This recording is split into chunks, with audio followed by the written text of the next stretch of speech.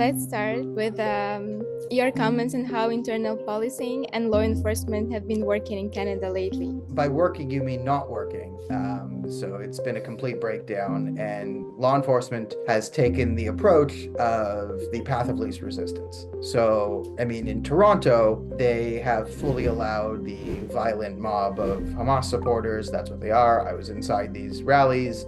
The vast majority of them support Hamas, the resistance, Intifada, violence, openly called for genocide. I was assaulted in front of the police. A death threat was issued to me on camera in front of the police. I told the police, they did nothing. But the minute one Jewish lady made one obscene gesture, which is the finger to the throat, the hate crime police went into overboard. So this is the problem a lot of people have been bringing up, most prominently in the UK. In the Suhail Braveman talked about the two-tier police system, and they drove her out for that. But it is.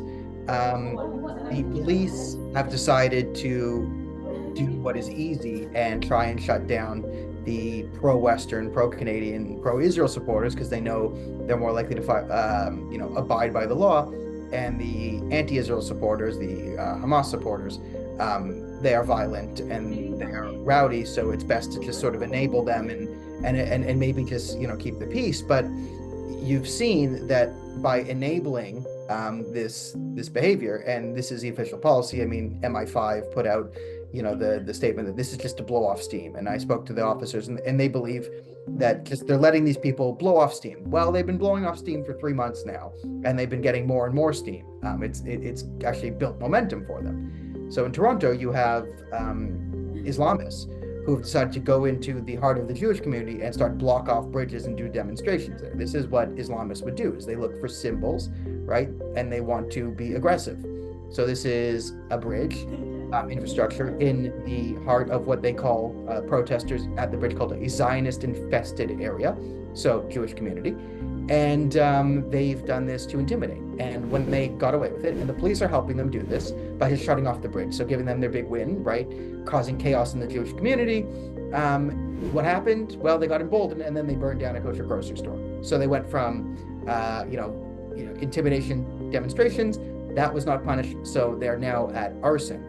And arson doesn't seem to be taken seriously, so we're likely going to ramp up to group assaults or murders, like we've seen across the world. So expect violence to get worse as the police continue to do nothing and nothing and nothing. And then usually, you can count on the fact that after a Jew is murdered in Canada, about 12 to 16 hours after that, the political class will put out a statement saying it's bad. Maybe they'll also say Islamophobia is bad, who knows, and then do nothing. So we were at the point of nothing will be done to protect the citizenry or to keep the peace from the Canadian law enforcement. We're at that point where it's sort of open season on Jews, open season on Iranian dissidents, Canadian patriots, like anyone who doesn't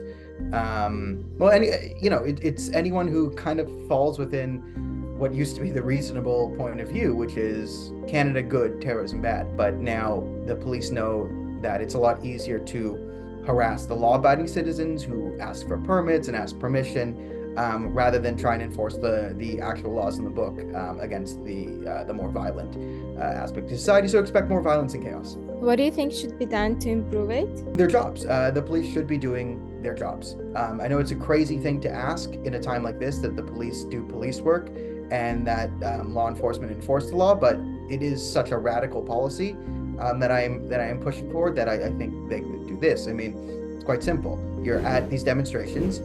They don't have the right to block the road and go off. So as soon as they go Intifada, which is an open call for genocide and terrorism, you go enforce and you arrest the person on the microphone leading that. You give them a ticket and you show that it's not accepted, and this will tamp it down.